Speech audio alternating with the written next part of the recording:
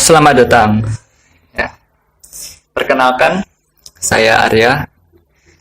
Hari ini saya akan membahas tentang seputaran dunia kerja, itu manajemen sumber daya manusia, yang judulnya yaitu pengertian umum dan realita insentif tunjangan. Dan saya tidak sendiri. Nah, ini saya ditemani oleh dua orang, yang mana memiliki pengalaman kerja, dan nanti kita tanya-tanya tentang tunjangan dan insentif pada mereka. Sebelum lebih lanjut, kita membahas pengertian, manfaat, dan macam-macam insentif dan tunjangan. Kita yang pertama yaitu membahas tentang pengertian insentif terlebih dahulu. Apa itu insentif? Insentif adalah suatu sarana memotivasi berupa materi yang diberikan sebagai suatu perangsang atau pendorong dengan sengaja kepada para pekerja agar dalam diri mereka timbul semangat yang besar untuk meningkatkan produktivitas kerjanya dalam perusahaan. Itulah pengertian insentif. Terus manfaat insentif yaitu pemberian insentif kepada karyawan dapat mendorong motivasi kerja karyawan menjadi lebih baik lagi. Itu berarti pemberian insentif bukan hanya bermanfaat bagi karyawan, namun akan menguntungkan bagi perusahaan. Diantaranya adalah perusahaan akan lebih mudah dalam mendapatkan karyawan berkualitas baik, dapat memacu karyawan untuk bekerja lebih giat dan meraih prestasi gemilang. Ada juga macam-macam insentif karyawan secara umum di dunia kerja. Saya mengambil sumber dari www.linovhr.com. Yang pertama yaitu jaminan sosial. Jaminan sosial yaitu salah satu jenis insentif yang diberikan kepada karyawan sebagai bentuk apresiasi kinerja mereka tanpa adanya unsur kompetitif. Biasanya karyawan akan mendapatkan jaminan sosial dalam bentuk jaminan kesejahteraan karyawan yang diterima secara kolektif. Yang selanjutnya, profit sharing. Insentif ini diberikan pada karyawan sebagai apresiasi kinerja mereka dengan cara memberikan bagian keuntungan dari perusahaan. Yang selanjutnya, gain sharing. Rencana pemberian insentif karyawan yang berupa imbalan atas perbaikan dalam produktivitas perusahaan. Ini berarti bahwa pemberian insentif jenis ini sudah direncanakan sebelumnya dengan karyawan yang ditentukan. Selanjutnya, komisi. Sejumlah imbalan yang diberikan kepada seseorang yang telah berjasa dalam jual beli dan sebagainya, yang besarnya sudah ditentukan di awal. Selanjutnya yaitu time of benefit. Upaya perusahaan untuk mengapresiasi produktivitas mereka sehingga karyawan akan merasa diperhatikan dan dihargai. Selanjutnya yaitu insentif non-finansial. Diberikan untuk memotivasi mereka atas prestasi kerja yang mereka capai dengan promosi jabatan, terus pemberian gelar karyawan teladan, pemberian piagam penghargaan dan lain sebagainya. Selanjutnya program pelayanan karyawan. Biasanya berupa pemberian beasiswa bagi karyawan berprestasi, training atau pelatihan, konseling legal, konseling finansial, kursus pengembangan diri, kursus bahasa Inggris, kursus skill atau kemampuan tertentu, dan lain sebagainya, yang semuanya bertujuan agar karyawan dapat berkontribusi lebih baik untuk perusahaan. Selanjutnya yaitu bonus. Insentif yang diberikan kepada karyawan karena mereka telah mempercepat penyelesaian suatu produksi atau telah melampaui target yang telah ditentukan. Setelah kita membahas insentif, lanjut kita membahas tunjangan. Pengertian tunjangan. Apa itu tunjangan? Tunjangan adalah setiap tambahan benefit yang ditawarkan pada pekerja, misalnya pemakaian kendaraan perusahaan, makan siang gratis, bunga pinjaman rendah atau tanpa bunga, terus jasa kesehatan, bantuan liburan, dan lain sebagainya.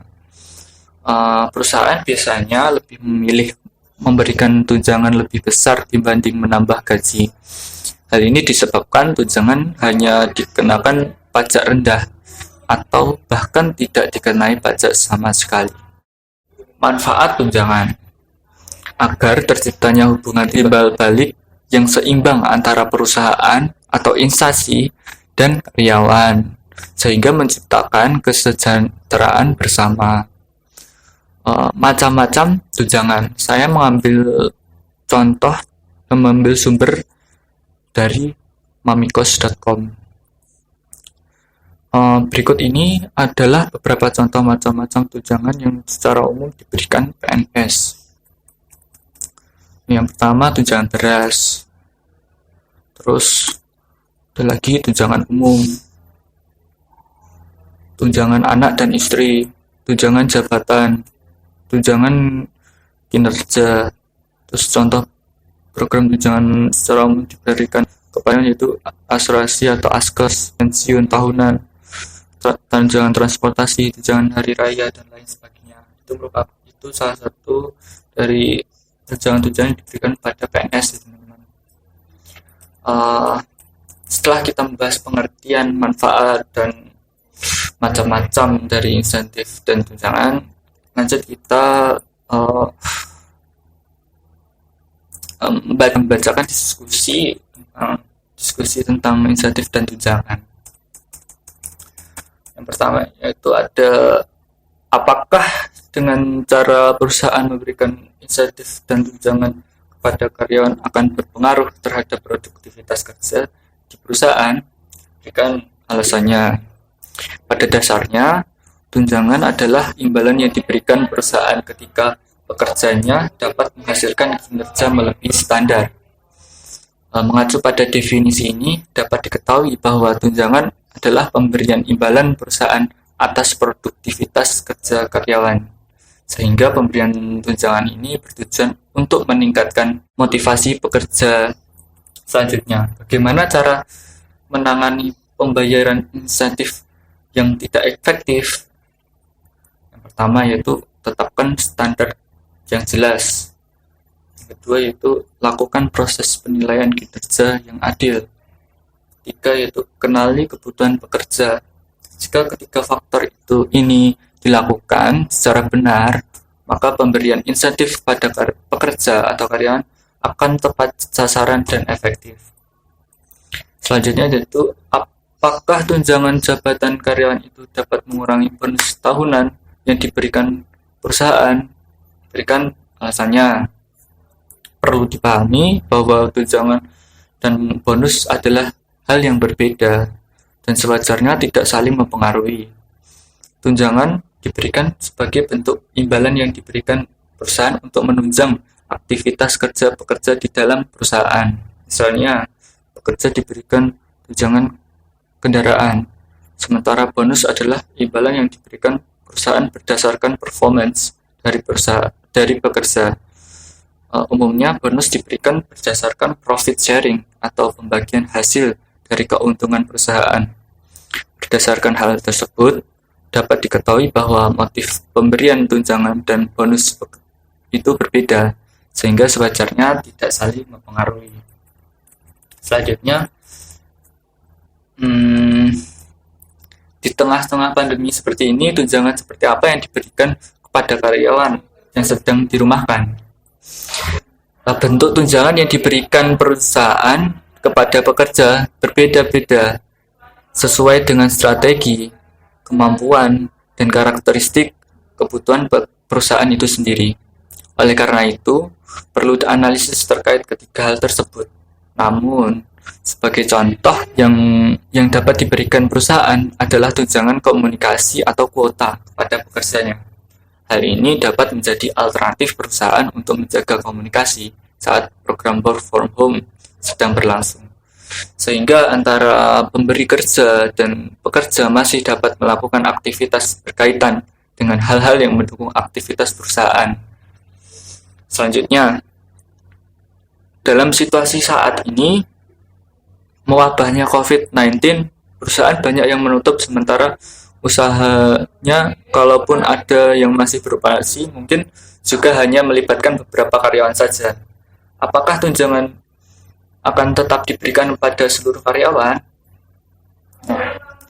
Perlu dipahami bahwa kondisi COVID-19 termasuk dalam kondisi yang luar biasa teman-teman ya saat ini. Artinya apa? Banyak perusahaan yang tidak berjalan normal. Oleh karena itu, dalam menyikapi hal tersebut, para pimpinan puncak melakukan berbagai hal untuk mengatasi hal tersebut, termasuk keuangan. Pemberian tunjangan juga tentu bergantung pada kemampuan masing-masing perusahaan. Jika mampu, mengapa tidak untuk memberikan tunjangan kepada karyawan? Namun, jika perusahaan dituntut untuk melakukan penyelamatan keuangan, tidak menutup kemungkinan tunjangan menjadi salah satu yang direlokasikan oleh perusahaan. Namun, memang perlu keputusan yang bijak. Menurut saya, untuk level karyawan sebaiknya tidak dilakukan potongan kompensasi atau termasuk tunjangan, kecuali dilakukan relokasi ke dalam bentuk kompensasi lain, misalnya pemberian sembako dan lain sebagainya. Di lain sisi, untuk level direksi pada kondisi saat ini menurut saya wajar saja dilakukan pemotongan tunjangan dalam rangka penyelamatan kondisi keuangan perusahaan. Selanjutnya, jika sebuah perusahaan yang tidak terlalu baik stabilitas keuangannya di tengah pandemi COVID-19 ini, dan perusahaan kemungkinan akan menghentikan atau mengurangi jumlah produksi mereka karena masalahnya tidak laku saat penjualan. Cara yang tepat bagi perusahaan untuk mengatasi stabilitas keuangan itu apakah dengan memberikan tunjangan yang memberatkan perusahaan atau dengan memutus hubungan pekerja agar tidak rugi. Ya. Tentu dalam memutuskan sebuah kebijakan harus bersifat kontekstual. Tidak ada jawaban yang benar-benar baik karena bergantung pada analisis masalah dari masing-masing yang dialami perusahaan. Tidak berarti yang memutuskan PHK lebih buruk dari pilihan untuk mengurangi tunjangan karyawan. Kenapa? Karena kembali lagi pemutusan kebijakan harus berdasarkan analisis kebutuhan dan kontekstual. Namun memang secara etika hubungan industrial, kebijakan dalam mengambil solusi PHK sebaiknya dilakukan sebagai jalan akhir atau alternatif akhir. Artinya, jika memang tidak lagi ditemukan pemecahan masalah yang lebih baik selain PHK. Di Indonesia sendiri, ketentuan melakukan PHK harus mengacu pada UU Ketenagakerjaan. Bisa dibaca lebih lanjut, itu UU nomor 13 tahun 2003 tentang pemutusan hubungan kerja. Nah, itu telah diskusi dari insentif dan tunjangan. Untuk selanjutnya kita akan membahas dengan dua tokoh yang kita akan tanya jawab pada mereka.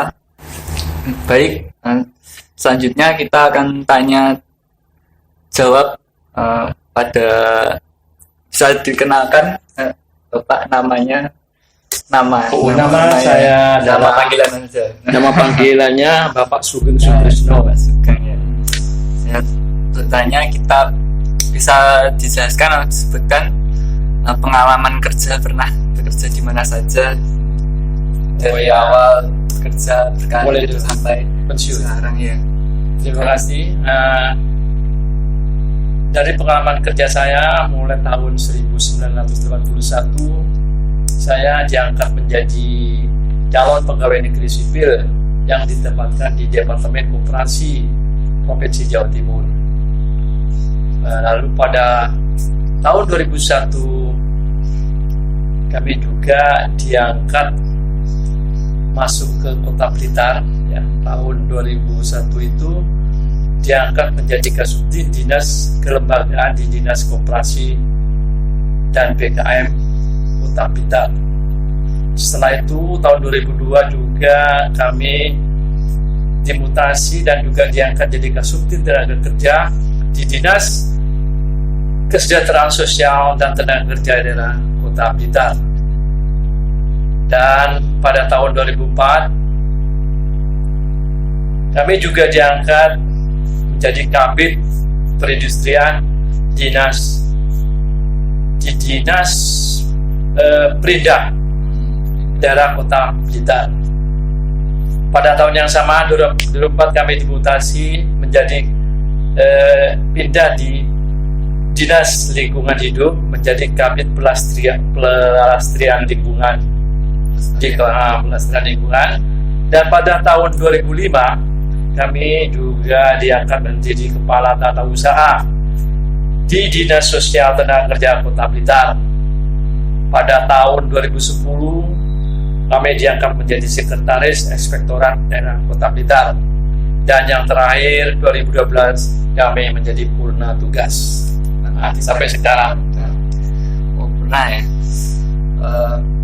Dari beberapa instansi yang Bapak pernah alami, itu bentuk insentif atau tunjangan apa saja yang pernah Bapak terima? Kalau masalah insentif dan tunjangan itu dari pemerintah daerah. Pemerintah daerah, kami mendapat tunjangan insentif dan tunjangan itu yang diterima instansi dari pemerintah daerah Kota Blitar. Berupa tunjangan jabatan, tunjangan kinerja, tunjangan istri, tunjangan anak, tunjangan beras ya, atau sembako itu, dan yang terakhir tunjangan kesehatan. Itu berarti sama ya, dari awal sampai itu instansinya kan berbeda-beda. Apakah sama atau berbeda kayak koperasi? Terus kalau di beberapa di perintah koperasi itu kan satu atap, itu kan merupakan dinas atau unit daerah kerja, tapi itu yang penting itu di pemerintahan kota, satu pemerintahan. Juga di dalamnya sama semuanya. Di dalamnya sama. Semua pegawai negeri itu mempunyai hak yang sama tunjangannya. Apakah dan juga nominalnya itu sama atau berbeda kalau di masalah nominalnya itu tergantung pada jabatan ya, dan juga golongan ya, dan juga masalah sini masa kerja ya. Kalau golongannya itu mulai SMP, SD itu kan masih golongan 1 atau ya. Terus SMA dan di luar itu golongan 2. Kalau yang golongan 3 itu misalnya sarjana ya. Sampai atas sini itu sudah lain tingkatannya. Jabatannya juga ada jabatannya eselon 1, 2, 3, 4, 5. Kalau eselon 5 itu seperti di kepala unit satu contoh di sekolah di jabatan pendidikan itu ada UPTD. Jadi kepala UPTD-nya itu golongan 5A. Ya. Kalau golongan 4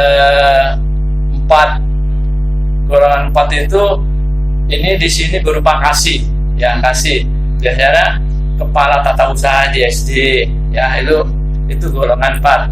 Kalau golongan 3 itu sudah menjabat kepala sub atau kepala atau sekretaris. Kalau golongan 2 ini sudah kepala dinas. Itu lebih kecil, sampai golongan 1 itu sudah direktur sampai di bawahnya menteri. Kayak gubernur. Gubernur tidak punya jabatan. Gubernur itu merupakan istilahnya jabatan dari politik. Politik. Jadi khususnya dari pegawai negeri ya, atau aparatur pegawai negeri, ASN, aparatur. Baik, selanjutnya Bapak kan sebagai pensiunan PNS, apakah Bapak menerima tunjangan dari pemerintah dan bentuk tunjangan apa saja yang Bapak terima? Terima kasih. Ini dari kalau sudah pegawai negeri sudah mempunyai purna tugas atau pensiun, ini gaji pokoknya sudah berkurang 80% dari gaji yang biasanya ya. Biasanya 100%, ini sudah menjadi nerimanya 80%. Dan juga tunjangannya lebih kecil juga. Karena apa? Sini hanya mendapatkan tunjangan istri, tunjangan anak, dan tunjangan kesehatan. Yang diterima hanya 3 tunjangan. Ya. Dan juga ada tunjangan beras gitu ada.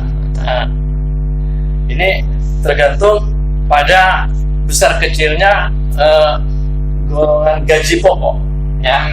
Nanti masa kerjanya itu lama, gaji pokoknya itu kan juga besar. Itu nanti 80%-nya dari itu.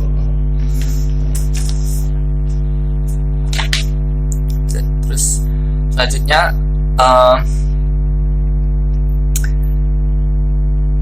apa perbedaan tunjangan yang diberikan ketika Bapak masih aktif dengan saat ini pensiun? Saat aktif yang diterima apa, yang Ya, pensiun itu diterima yang tadi sudah saya sampaikan di muka itu, memang kalau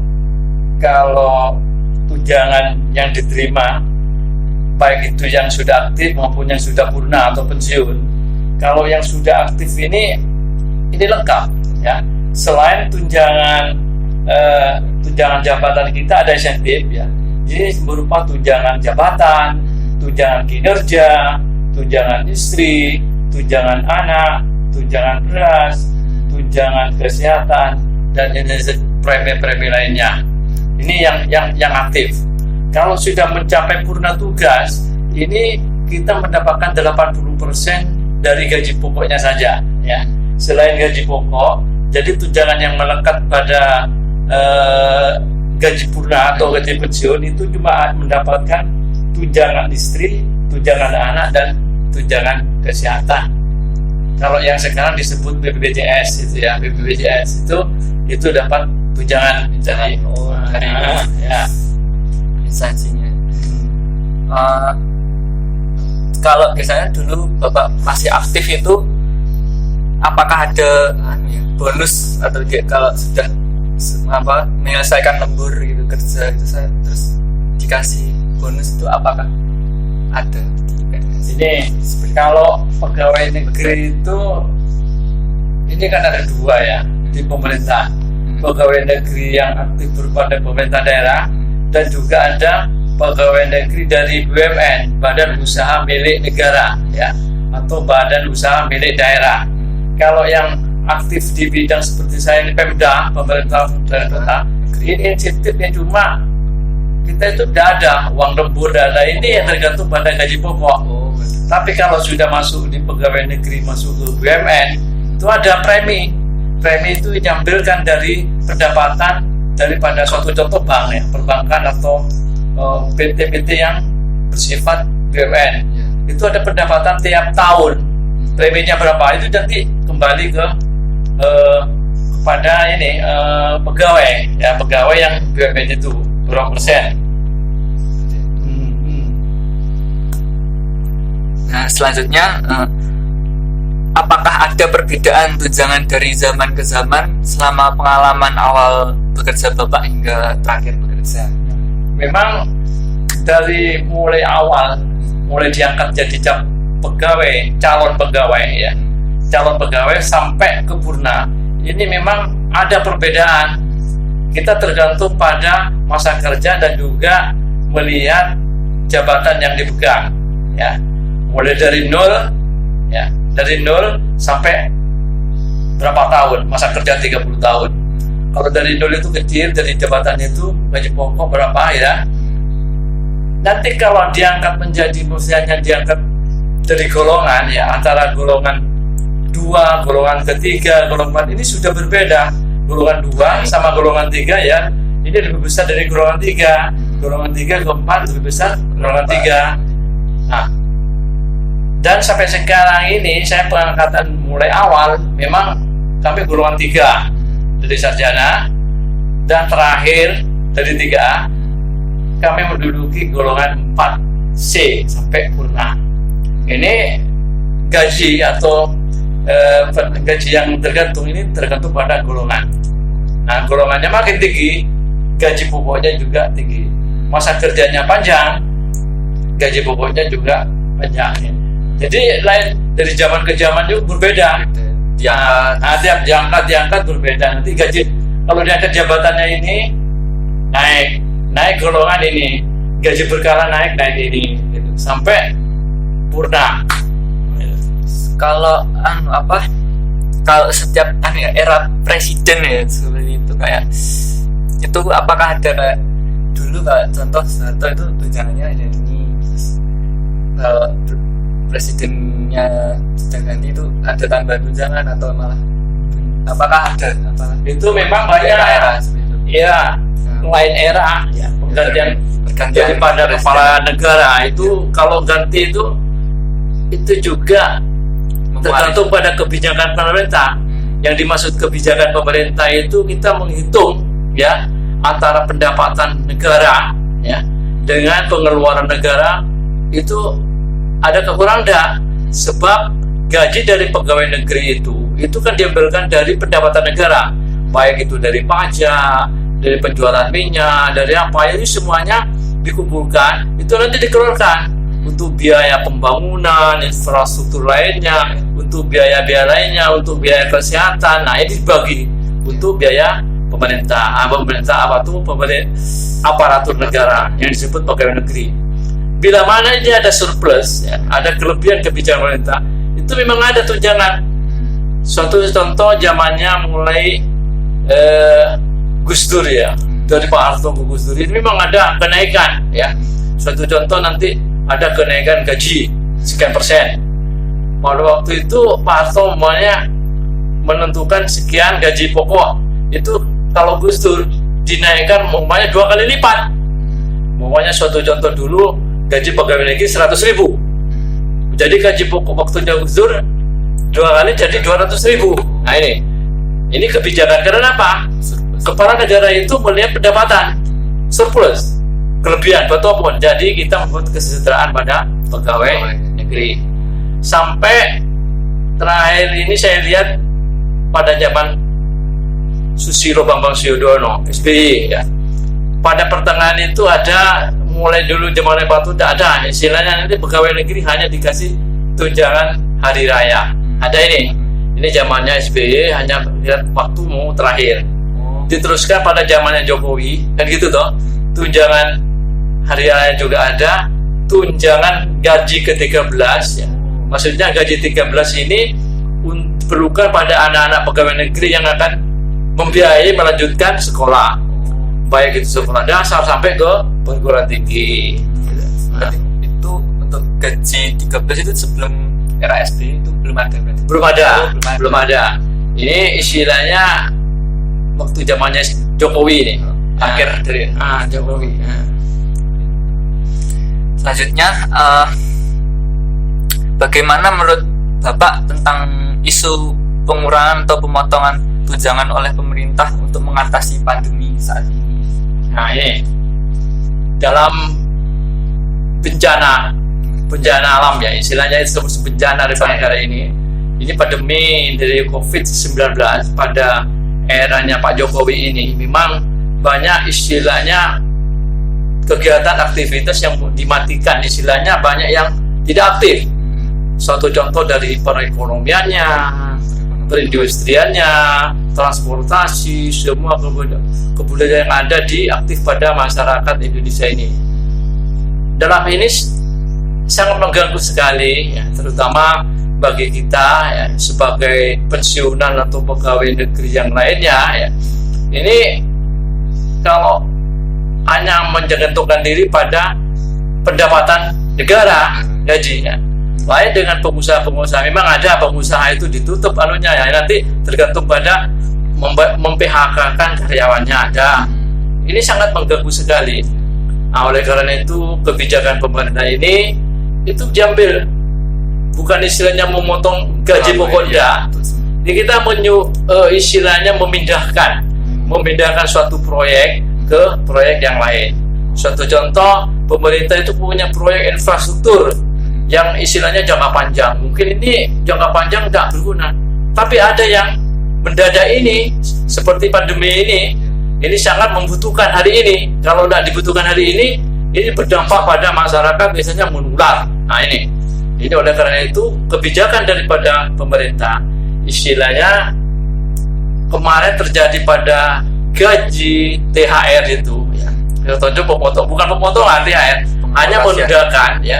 Istilahnya eselon yang bawah itu hanya mendapatkan THR. Kalau eselon yang tinggi seperti eselon 1, 2, zamannya para menteri, presiden, DPR, ini kan juga pendapatannya tinggi, di atas 10 jutaan istilahnya honornya ya, istilahnya gajinya di atas 10 juta. Ini tidak perlu sekali untuk THR. Yang golongan 3 ke bawah ini kan masih banyak, plus pensiunan. Nah, ini THR-nya tetap dikasihkan. Ini istilahnya bukan dipotong dah, hanya mengurangi pengalian, ya pengalian. Jadi menurut kami selaku pensiun atau bagaimana, ini sangat baik sekali. Karena apa?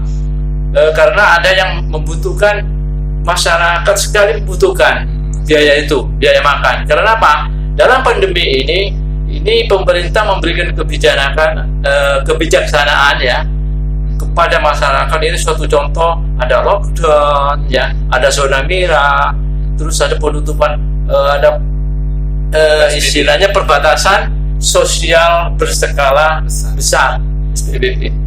Jadi masyarakat ini tertutup ya, istilah tertutup itu bekerja di rumah, tidak boleh keluar itu ya. Istilahnya pada hari raya ini juga gitu, dilarang mudik.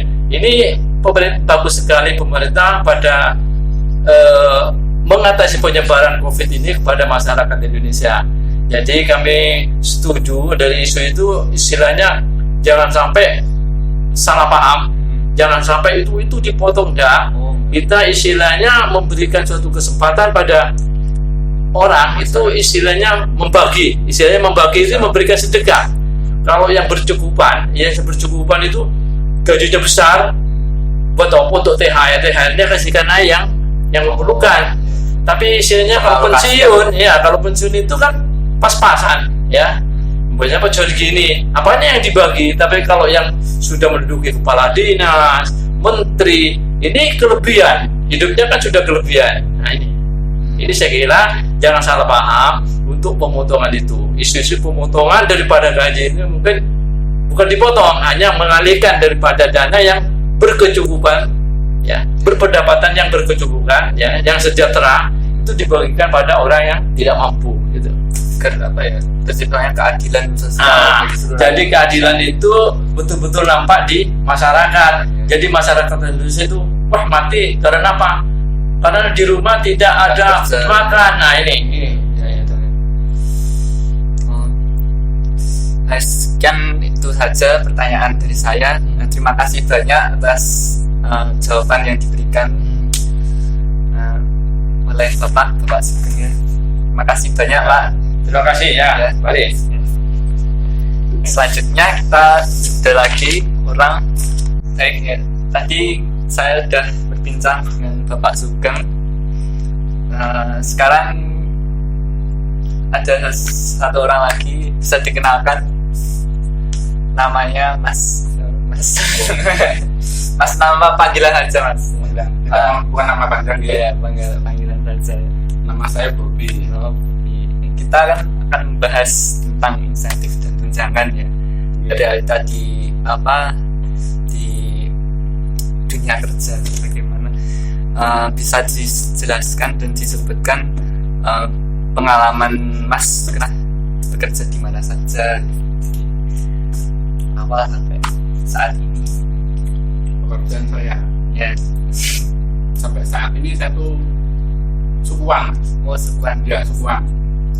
Pertama kali saya tuh bekerja itu saya sebagai pelayan di toko kue, bukan warung, toko kue di salah satu toko kue di Kota Blitar. Setelah itu yang kedua saya mencoba untuk belajar kursus komputer di suatu lembaga pendidikan formal di Kota Blitar. Ini disebutkan lembaganya, boleh Pak Dani? Ya boleh nanti. Boleh. Pak 6 studial ya. Saya belajar di sana dan alhamdulillah saya magang dan menjadi instruktur komputer di sana. Setelah itu saya ditawari oleh mertua saya untuk menjadi operator di lembaga SD negeri di Kecamatan Pademangan Kabupaten Blitar. Seperti itu ya. Sampai saat ini berarti menjadi operator Ya, di operator SD negeri. SD negeri. Operator itu seperti kalau di SMP atau SMA itu tenaga administrasi. Kayak TU gitu. Ya, hampir seperti itu. Selanjutnya dari beberapa perusahaan atau instansi yang Mas pernah alami atau yang pernah kerja ya, bentuk insentif dan tunjangan apa yang pernah Mas terima? Insentif itu sejenis honor ngoten niku nggih.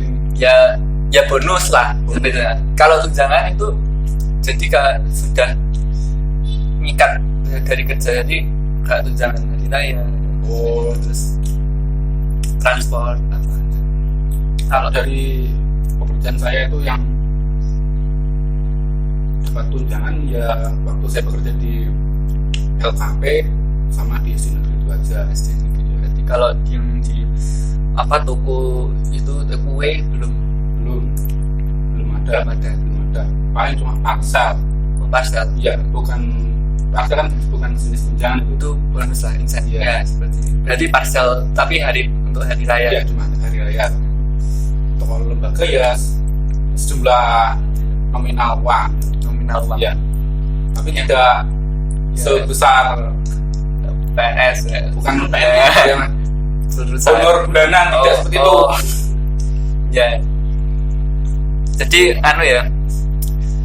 Kalau yang di toko tadi pokok sama parsel. Ya. Terus kalau yang di lembaga tadi ada THR ya. THR. Terus kalau di SD itu juga pokok sama THR. Tapi kalau di SD itu apa ada bonus keharian atau telah mengerjakan ini dikasih bonus? Kalau masalah bonus itu tergantung kebijakan dari kepala lembaga atau kepala sekolah itu. Setelah kita mengerjakan, contoh saya satu fokusnya di Dapodik dan operator bus. Setelah mengerjakan Dapodik, kadang-kadang ya dari kepala sekolah itu dirembukan sampai darat, ya diberikan bonus sewajarnya. Jadi kadang-kadang juga ada antar lembaga satu sama lembaga lain itu nerima bonusnya atau uang lemburnya itu berbeda. Tapi kalau di lembaga saya itu biasanya patokannya itu sama dengan gugus. Gugus itu di bawahnya kecamatan, seperti zona kelurahan. Bukan kelurahan. Jadi satu kecamatan itu sama ya ada 10 kelurahan. Nah, 10 kelurahan itu dibagi nanti ada 3 kelurahan. Jadi ada 3 zona seperti itu. Nah, sejak gugus itu kadang-kadang ada yang kesepakatan bersama, ada yang sendiri-sendiri. Tapi alhamdulillah di gugus saya itu sepakat sama semua. Contoh mengerjakan apa, semua mengerjakan Dapodik, input entry data siswa, satu siswa misalnya dikasih biaya 50.000, contohnya 50.000, ya semua sama 50.000. Tapi kalau yang zona lainnya saya tidak tahu. Jadi itu. Selanjutnya ini agak maaf.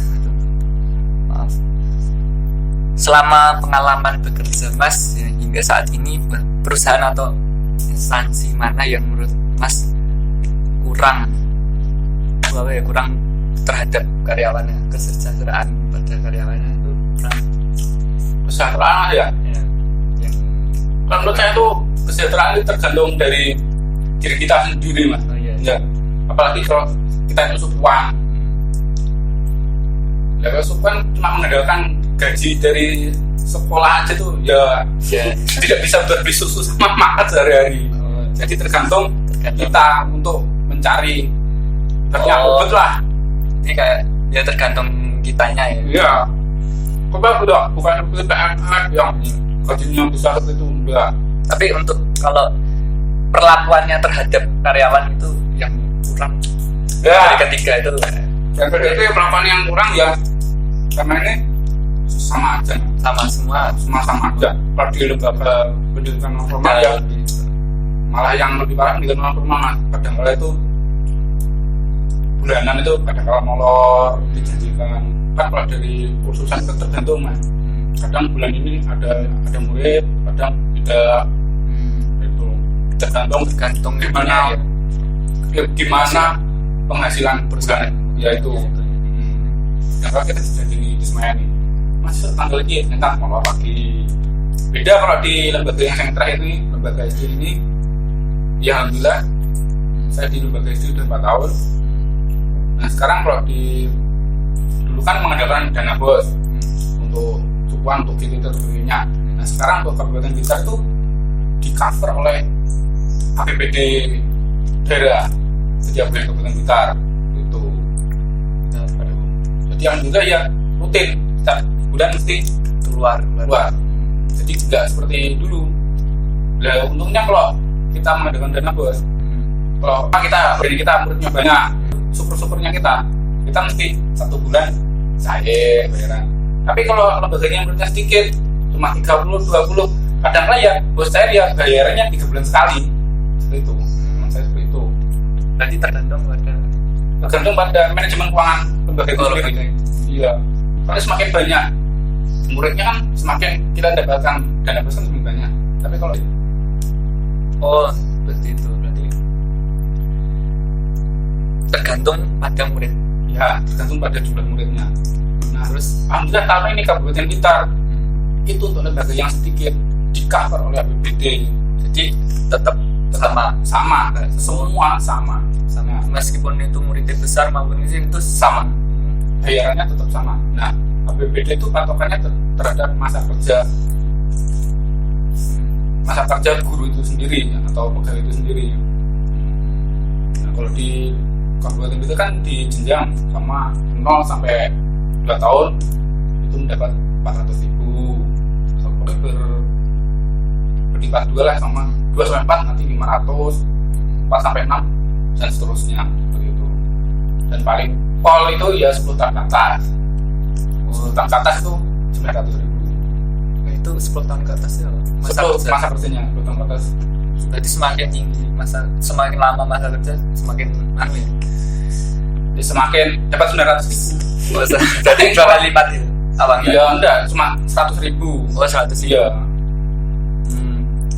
Ini di insentif ini ada macam-macam, yaitu profit sharing ya. Kan Mas pernah kerja di lembaga non formal ya. Itu apakah pernah merasakan profit sharing? Profit sharing itu yaitu perusahaan untung ya, terus membagikan keuntungannya kepada karyawan, kayak bonus kecil-kecilan lah. Tidak ada mas. Tidak ada mas. Belum pernah sama sekali itu. Jadi biasanya ya itu mungkin yang menurut saya pandangan saya itu. Berarti menurut saya itu tergantung pada kepala atau pemimpin perusahaannya mas. Mungkin pas pemimpin saya itu pas ya modelnya seperti itu, jadi tidak ada kecipratan sama sekali itu. Berarti masih belum pernah mengalami ya? Belum pernah sama sekali mas. Saya seumur hidup saya mendapatkan itu. Mas saya mengalami kecipratan itu ya sejak saya usaha sendiri. Makanya itu saya tidak mengandalkan dari perusahaan gitu. Iya, sudah. Kalau seperti itu nggak makan nanti anak. Iya. Ya, pertanyaan terakhir selanjutnya itu bagaimana menurut Bapak tentang isu atau pengurangan pemotongan atau pengalokasian tunjangan oleh pemerintah untuk mengatasi pandemi COVID-19 ini? Itu tunjangan untuk siapa mas? Kalau Bapak kan biasanya di tenaga pendidikan ya. Selama ini berarti menurut Bapak ya tentang isu-isu pengurangan lah, isu pengurangan atau pemotongan tunjangan itu menurut Bapak itu bagaimana? Itu berarti tunjangan untuk pegawai negeri berarti mas ya. Sebagai honorer itu biasanya sebagai honorer masa tidak dapat tunjangan masa dikurangi ya banget mas. Kan baru tahun ini kan kita kan itu honorer itu untuk honornya kan 3 APBD baru tahun ini sampai dikurangi yo kasihan lah. Tapi kalau sama difokuskan ke pegawai negeri dia mau kerja, tapi ya kalau bisa ya jangan terlalu banyak. Tapi ibaratnya jangan disamaratakan lah, sama dipotong berapa ribu. Kita mainnya ya kalau bisa main persenan, semua 50% dialokasikan menjadi dana sosial bagaimana di Monggo. Kasihan yang golongannya nanti rendah mas, sama dipukul rata sama 500.000 kasihan. Iya. Menurut Bapak gitu, menurut Mas gitu ya. Terus menurut Mas pengalokasian tunjangan apa yang seharusnya dikurangi apa yang dialokasikan untuk apa kalau soal guru ya kan Ya. tunjangannya apa aja itu yang seharusnya dialokasikan itu apa tunjangan apa? Kalau guru masih setahu saya tuh, kalau tunjangan dari PNS itu banyak, ada tunjangan istri, tunjangan beras, tunjangan anak, itu tunjangan jabatan juga ada. Nah, kalau karena saya itu di lembaga, berarti yang dikurang itu tunjangan profesi pegawai atau TPP Saat ini ya, pandemi. ya atau TPG, tunjangan profesi guru. Nah itu karena gini mas, itu tunjangan profesi guru itu menurut saya itu banyak sekali mas. Kayak sekarang. Iya banyak sekali. Contohnya semakin masa kerjanya atau semakin golongannya tinggi tuh, jadi tunjangan semakin besar. Nah, kadang-kala gini saya masih bukan mengucapkan rahasia atau gimana ya mas ya. Ini menurut bapak Iya, sudut iya. pandang aja. nggak Kadang apa-apa. ya. Guru saat ini tuh yang menerima TPP itu terlalu berisiko mas untuk hidupnya mas. Jadi dia tuh mendingan tidak menerima gaji. Nah, jadi dia tuh lebih baik berhutang dan untuk kehidupannya itu dia mengandalkan TPP itu sendiri. Adalah kan. Ya seperti itu. Jadi menurut Mas yang perlu dialokasikan itu apa? Profesi. Tunjangan profesi guru itu banyak mas masalahnya. Alasan lain kan karena mungkin mungkin kayak work from home atau Nah seperti itu juga bisa karena kan jadi kan untuk mendapatkan TPG itu ada sistemnya mas. Jadi guru harus 24 jam mengajar ada tatap syaratnya muka, itu. ada syarat itu. Nah sekarang guru kan tidak tatap muka mas, tatap HP semua. Ya kan, itu kan online, Ya, kan online. dan kerja di rumah, ya kan? Tidak wira-wiri. Oh, Itu lebih baik ya yang dialokasikan atau dialihkan ya itu TPG itu. ya itu ya mungkin apa kayak dialokasikan terus untuk kuota siswa ya untuk apa maksudnya memberikan kuota untuk siswa beri kuota, nah untuk paketan internet siswa. Wah, Gitu. itu. Tapi kalau di lembaga saya mas, itu untuk paket atau kuota siswa itu bukan dari sudah bukan dari guru mas, sudah saya alokasikan dari dana bos. dari dana Ya, bos. dari dana bos. Jadi tidak semua siswa mendapatkan. Contohnya siswa yang tidak mampu, pokoknya memiliki smartphone, terus membuat surat pernyataan dan cap dari RT, insya Allah dapat bantuan kuota internet selama 1 bulan. Nah, karena di Juknis sekarang bisa dihargai seperti itu. Nah, untuk guru juga di kecamatan saya itu juga ada mas, istilahnya dana sosial. Setiap 1 bulan sekali itu guru-guru di kecamatan saya itu menyisihkan sebagian dana. Itu dihandle sama Pak Korwil Perjantu Wilayah. Ya minimal 100.000 per guru. Itu memang minimal 100.000 per guru. Nah, itu nanti dibelikan sembako, nanti dikembalikan ke lembaganya, lalu dari lembaga itu diberikan pada dekat-dekat sekolahan atau yang kurang mampu yang terdampak COVID itu. Berarti itu apa ya dana sosial atau kegiatan bakti sosial itu dilaksanakan sementara COVID ini atau untuk berlanjut Untuk ke depan sementara ini, untuk sementara itu untuk pandemi ini ya. pandemi ini, memang dari kebijakan dari Korwil seperti itu. Baiklah itu sementara itu saja pertanyaan dari saya. Terima kasih banyak atas jawaban-jawaban yang atau apa pendapat Mas yang dititipkan. Ya sama-sama. Ya. Ya. Oh iya mas, mengenai dua itu Ya, gimana? mohon maaf paling batin. Semoga pandemi ini cukup selesai ya, cepat selesai agar bisa kembali lagi, agar bisa bekerja semangat lagi, Semangat ini mas. mengais rezeki Iya, Mas. sebanyak-banyaknya. Ya, beneran juga dampak Ya pandemi, itu. Mas. Tapi kok nggak ada dana sosial atau bantuan semangat dari pemerintah itu mas? Oh itu nggak ada kayak kompensasi gitu Ya, ya. kompensasi seperti itu mas. Oh. Ya kita bekerja menggunakan internet mas. Ya, gimana? Semoga saja ya, itu cepat kembali normal seperti biasa, bisa beraktivitas kembali, terus gaji-gajinya bisa meningkat sebenarnya. Amin mas. Yang penting usaha saya lancar mas. Ya, amin. Ya, sekian podcast kali ini tentang insentif dan tunjangan. Sekian, wassalamualaikum warahmatullahi wabarakatuh.